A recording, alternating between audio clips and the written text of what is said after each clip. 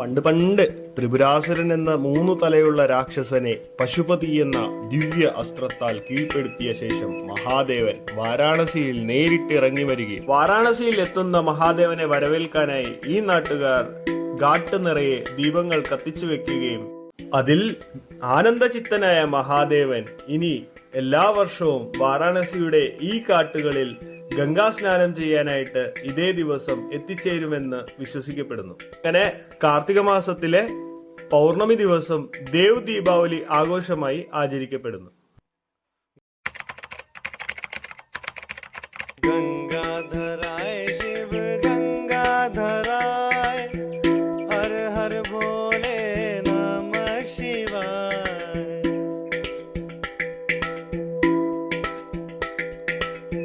गंगाधराय शिव गंगाधराय हर हर भोले नमः शिवाय. ഈ വർഷം അതായത് 2024 നവംബർ 15-നാണ് ദേവ് ദീപാവലി. ഞാനിവിടെ എത്തിയിരിക്കുന്നത് നവംബർ 14-ആണ്. അപ്പോൾ ദേവ് ദീപാവലിയുടെ തൊട്ട് തലേ ദിവസം രാത്രിയിലത്തെ കാഴ്ചയാണ് ഇവിടെ. ഗണേഷ് ഘാട്ടിൽ സ്പെഷ്യൽ പരിപാടിയൊക്കെ നടക്കുന്നുണ്ട് കേട്ടോ, ഞാൻ കേൾപ്പിക്കും.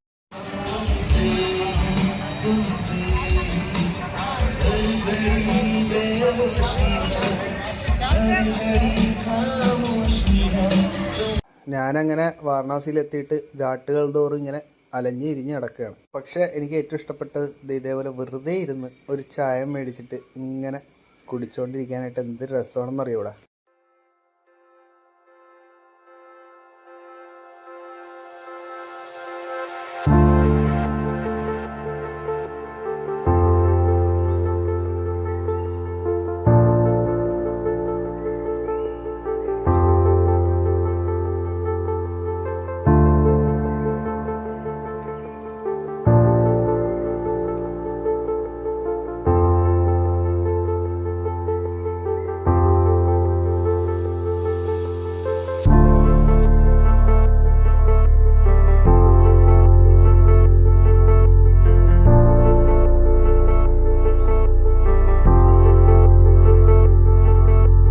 ഇത് കാശി വിശ്വനാഥ ക്ഷേത്രത്തിൻ്റെ ഘാട്ടാണ്.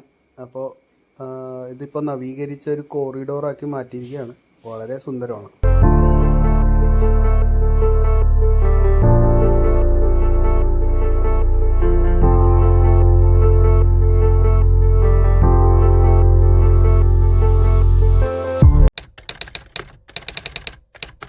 അങ്ങനെ അടുത്ത ദിവസം രാവിലെ ഒരു 6:30 ആയപ്പോഴേക്കും എഴുന്നേറ്റ് നേരെ മുമ്പിൽ ഗംഗയെ പോയി കണ്ടു.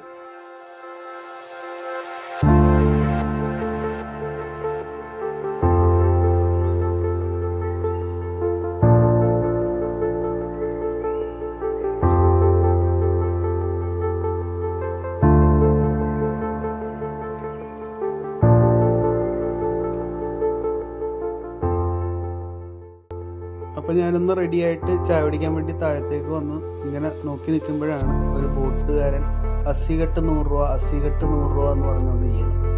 ദേവ് ദീപാവലി ദിവസമായ ഇന്ന് ഒരു 1000-1500 രൂപയ്ക്കൊക്കെയാണ് ബോട്ടിങ് കിട്ടുക എന്ന് പറഞ്ഞതിൻ്റെ മനസ്സിലേക്ക് ഓടി വന്നു. ഞാനൊന്നും ആലോചിച്ചില്ല.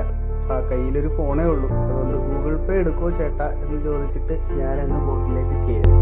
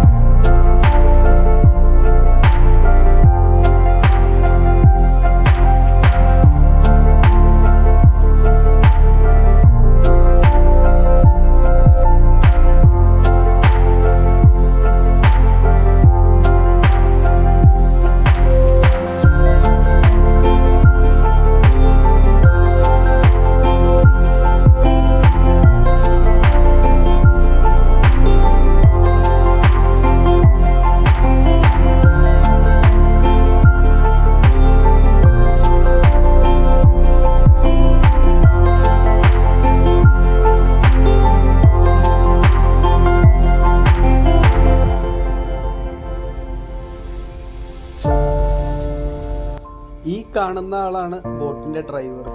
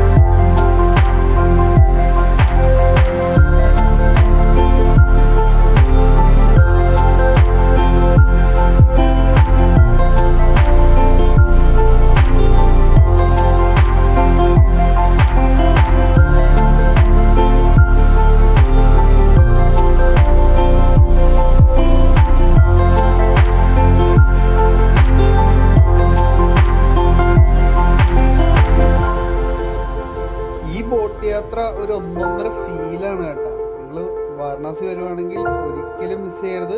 അതും പറ്റുമെങ്കിൽ ഇതേപോലെ രാവിലെ തന്നെ ബോട്ട് യാത്രയ്ക്ക് പോകണം.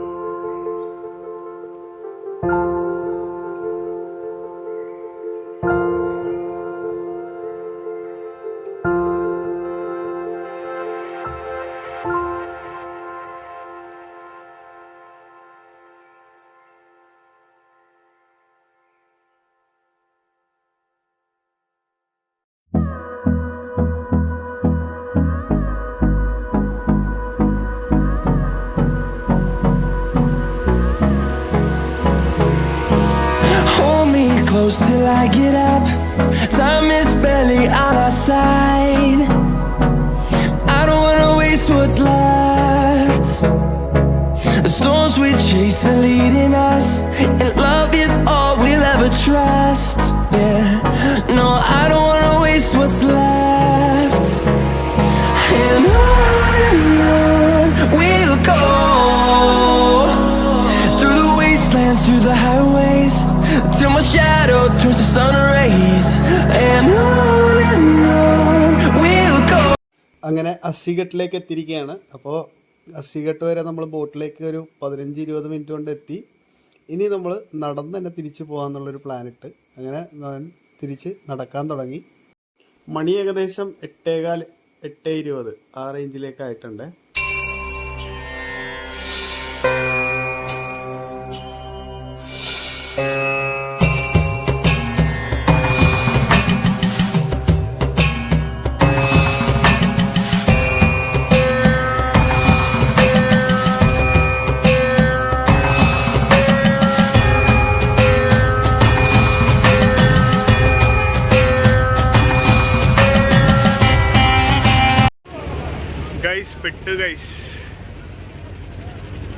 പല്ലേച്ചൊരു ചായ കുടിച്ചിട്ട് വെറുതെ പുറത്തിറങ്ങി നിന്നപ്പോൾ വരുന്നോ അസ്സിഘാട്ട് വരെ പോയിട്ട് വരാം, 100 രൂപ എന്ന് പറഞ്ഞു. ഇന്നത്തെ റേറ്റ് ഭയങ്കര കൂടുതലാണെന്ന് പറഞ്ഞുകൊണ്ട് ഞാൻ അതിൻ്റെ അകത്ത് കയറി ഇരുന്നതാണ്. ഇതിപ്പോൾ കിലോമീറ്ററുകളോളം നടക്കേണ്ട ഒരവസ്ഥയാണ്.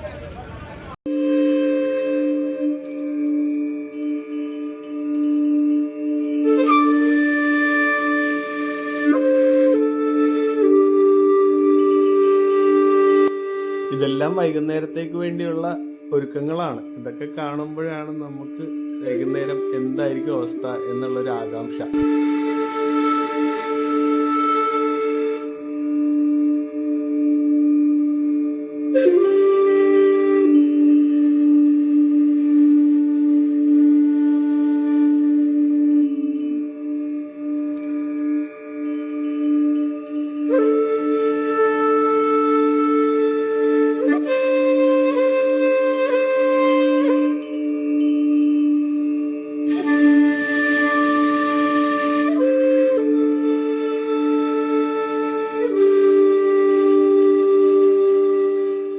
അങ്ങനെ ഘാട്ടായ ഘാട്ട് മൊത്തം ഇങ്ങനെ നടന്ന് എൻ്റെ പൊന്നോ.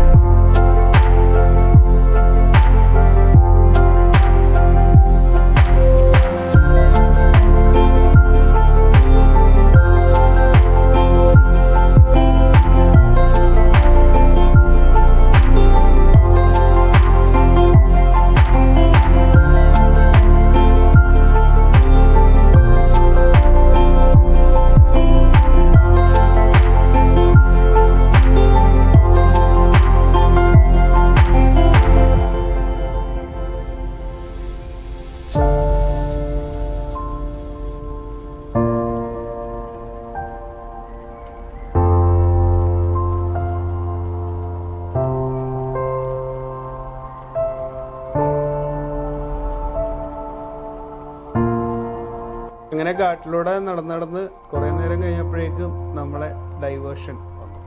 പോലീസുകാർ തടഞ്ഞു, തിരിച്ചു വിട്ടു. ഇനി ഗള്ളിയിലൂടെ കയറിയിട്ട് വേണം പോകാനായിട്ട്. വഴിയും അറിയില്ല. നമുക്ക് പോകേണ്ടത് ബ്രഹ്മഘാട്ടിലാണ്. ബ്രഹ്മഘാട്ട് എന്ന് പറയുന്നത് അങ്ങേയറ്റത്താണ്.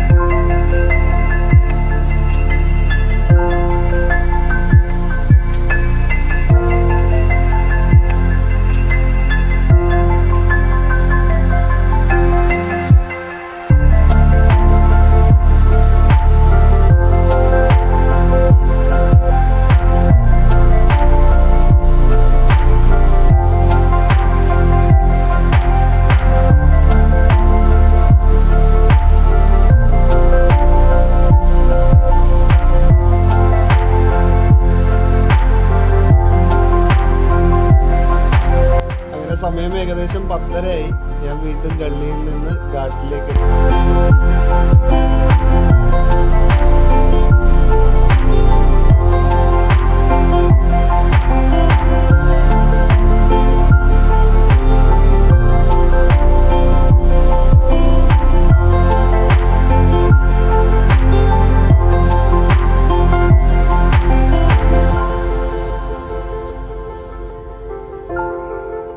വീണ്ടും വഴിതിരിച്ചു വിട്ടു. ഇനി വീണ്ടും ഗള്ളിയിലേക്ക് കയറണം.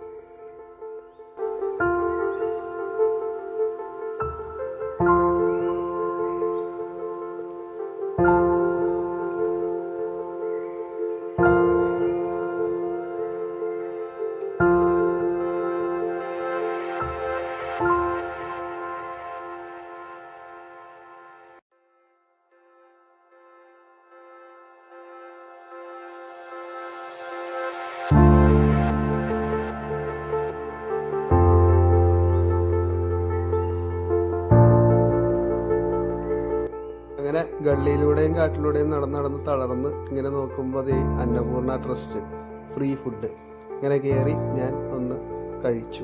അരമണിക്കൂർ കൊണ്ട് ഞാൻ ബോട്ടിൽ രാമഗംഗ ഘാട്ടിൽ നിന്ന് അസി ഘാട്ട് വരെ എത്തിയതാണ്. തിരിച്ച് ഞാൻ റൂമിലേക്ക് എത്തിയപ്പോഴേക്കും 12:30 കഴിഞ്ഞു. മികച്ച ഒരു ഘാട്ട് ഗള്ളി എക്സ്പീരിയൻസ് കിട്ടി. അപ്പോൾ ഈ വീഡിയോ ഇവിടെ വെച്ച് അവസാനിപ്പിക്കുന്നു. നിങ്ങൾക്ക് എല്ലാവർക്കും ഇഷ്ടപ്പെട്ടു എന്ന് വിശ്വസിക്കുന്നു.